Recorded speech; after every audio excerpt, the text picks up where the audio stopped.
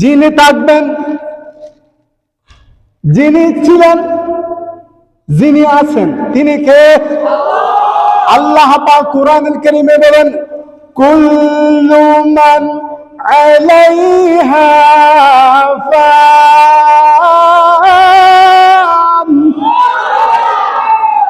ওয়া ইয়াবকা ওয়াজহু রাব্বিকা যুল জালালি ওয়াল ইকরাম।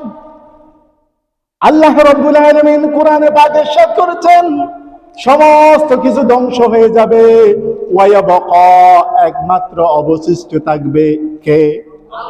কে? ওই রবকে আমরা চাই কি চাই না? ওই রবের মাহবুব যে নবীকে না বানালে পৃথিবী সৃষ্টি হতো না। আজকে আমি আরশে আজিমের গল্প করতে পারতাম না, আরশে আজিমের খবর পেতাম না, কোরআন পেতাম না, হাদিস পেতাম না, জান্নাত জাহান্নাম আছে এটার খবর পেতাম না। ওই নবীকে মোহাব্বতে, ওই নবীকে ভালোবাসা, ওই নবীর প্রতি ঈমান রাখা, ওই নবীর সুন্নত অনুযায়ী আমল করা, ওই নবীকে নিজের কলিজার মধ্যে স্থান দেয়া আমাদের দরকার আছে না নাই? যদি দরকার থাকে নবীর ইশক, নবীর মোহাব্বত যদি কলিজায় থাকে, নবীর ইশক নিয়ে একটা কথা শুনেন, নবীর মোহাব্বত নিয়ে একটা কথা শুনেন। আজ থেকে 1450 বছর পূর্বে কোন রকেট ছিল?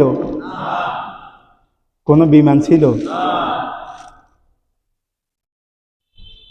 এমনকি ঠেলা গাড়ি, গরুর গাড়ি ছিল না।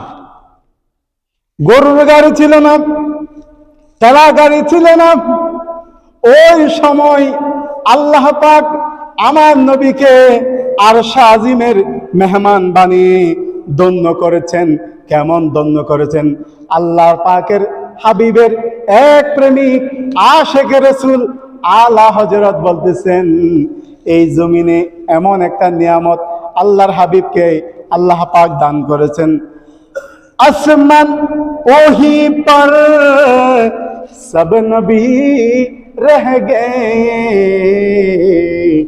अर्शो आजम पे पहुंचा हमारा नबी, सबसे आला वाला हमारा नबी, सबसे आला वाला हमारा नबी, सबसे बाला वाला हमारा नबी।